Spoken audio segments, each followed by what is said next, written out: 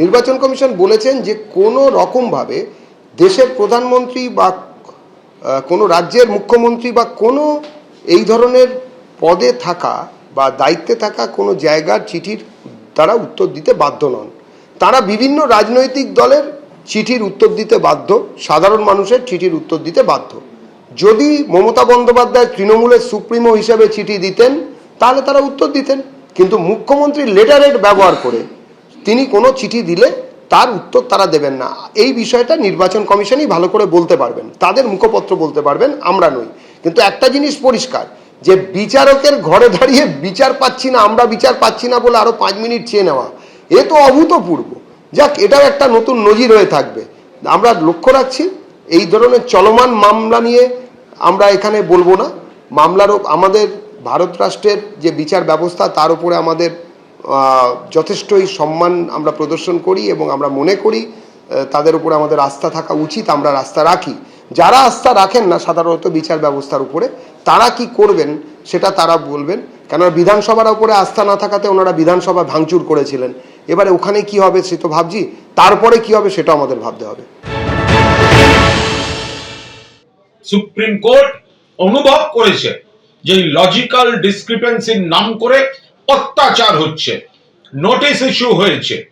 এই micro observer কিভাবে avoid করা যায় তার পথ খোঁজা শুরু হয়েছে এবং নির্বাচন কমিশন আজ কার্যত মমতা বন্দ্যোপাধ্যায় ঝড়ের মুখে লেজে গোবরে হয়েছে এবং প্রধান বিচারপতি মহামান্য সুপ্রিম কোর্টের তিনি যেভাবে নির্বাচন কমিশনকেও যে পর্যবেক্ষণ এবং নির্দেশ দিয়েছেন তা কার্যত মমতা বন্দ্যোপাধ্যায় এবং তৃণমূল কংগ্রেস বা রাজ্য সরকার যা যা অভিযোগ তুলেছেন সেগুলিতে মান্যতা দিয়েছে সুপ্রিম কোর্ট। এর আগে একবার মান্যতা দিয়েছিল। আজ স্বয়ং মমতা বন্দ্যোপাধ্যায় এইরকম নেত্রী যদি সামনে থেকে দাঁড়িয়ে লিড করেন তাহলে তো প্রতিপক্ষ এমনিতেই প্রথমেই তারা অর্ধেক হেরে শুরু করে। আদালতে চলে গেলেন, আপনি যেতেই পারেন, এটা আপনার সাংবিধানিক অধিকার, নিশ্চয়ই যাবেন, কেন যাবেন না? মামলাকারী হিসেবে বা আপনি সওয়াল করবেন, ভালো কথা, বাংলার মানুষ। কিন্তু আপনাকে এই সওয়াল করাটা যদি আমরা দেখতাম যে আরজি করেন নির্যাতিতার পক্ষে, বাংলার মানুষ খুশি হতো।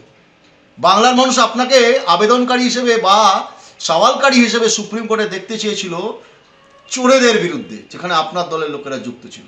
চাকরি চুরি, খাদ্য কেলেঙ্কারি, গরু, কয়লা, বালি পাচার, চিটফান্ড। তখন যদি বাংলার মানুষের পক্ষে আপনি দাঁড়াতেন, বাংলার মানুষ আপনাকে ধন্য ধন্য করতো। আসলে পলিটিক্যাল ডিসঅনেস্টি, রাজনৈতিক অসততা থাকলে অন্যায়ের বিরুদ্ধে কখনো লড়াই করা যায় না। কিভাবে একের পর এক বিএলও এসআইআর এর চাপে আত্মহত্যা করেছেন, তাদের মৃত্যু হয়েছে বলে অভিযোগ করছিলেন মুখ্যমন্ত্রী, সেটা আজকে তিনি সুপ্রিম কোর্টেও সেই সওয়াল করেন এবং সেখানে দাঁড়িয়ে নির্বাচন কমিশনের কি বক্তব্য তাও রাখবো আপনাদের সামনে। মুখ্যমন্ত্রী বলেন যে ৮৩০০ মাইক্রো অবজারভার দিয়ে নাম ডিলিট করা হচ্ছে। হঠাৎ ভোটের আগে ২৪ বছর পরে কেন এসআইআর? বিজেপি শাসিত রাজ্য থেকে আনা হয়েছে মাইক্রো অবজারভারদের, আর এখানেই কমিশনের বক্তব্য রাজ্য অসহযোগিতা করেছে, তাই বাধ্য হয়ে মাইক্রো অবজারভার নিয়োগ করতে হয়েছে। এসআইআর জবে থেকে শুরু হয়েছে সেই সময় থেকে শুরু করে এসআইআর শুনানিতে কিভাবে মানুষ হয়রানির মধ্যে পড়ছে, হেনস্থা হচ্ছে, বারবার রাজনৈতিক মঞ্চ থেকে মুখ্যমন্ত্রী মমতা বন্দ্যোপাধ্যায় আক্রমণ শানিয়েছিলেন। আজকে একেবারে সুপ্রিম কোর্টে দাঁড়িয়ে খোদ মুখ্যমন্ত্রী তিনি সওয়াল করলেন। গোটা দেশের ইতিহাসে বেনজির ঘটনা আজকে দেখা গেল। পশ্চিমবঙ্গ থেকে এসেছি, গোটা পরিস্থিতির ব্যাখ্যা দিতে পারি, এই বলে তিনি 5 মিনিট সময় চাইলেন। তাকে 15 মিনিট সময় দেওয়া হলো। কমিশনকে 6 বার চিঠি দিয়েছি, কোনো উত্তর পাইনি, এভাবেও মুখ্যমন্ত্রী উল্লেখ করলেন। এবিপি আনন্দ, এগিয়ে থাকে, এগিয়ে রাখে।